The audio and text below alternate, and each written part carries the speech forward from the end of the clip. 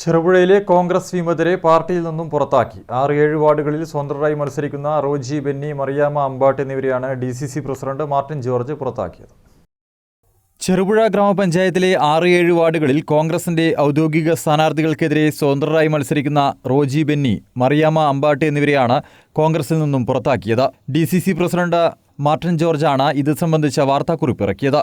മഹിളാ കോൺഗ്രസിന്റെ പുളിങ്ങോ മണ്ഡലം പ്രസിഡന്റായിരുന്നു 6-ാം വാർഡിൽ സ്വതന്ത്രയായി മത്സരരംഗത്തുള്ള റോജി ബെന്നി. മുൻ ബ്ലോക്ക് പഞ്ചായത്ത് മെമ്പറും പാടിയോട്ടിച്ചാൽ സർവീസ് സഹകരണ ബാങ്ക് ഡയറക്ടറുമായിരുന്നു 7-ാം വാർഡിൽ മത്സരിക്കുന്ന മറിയാമ്മ അമ്പാട്ട്.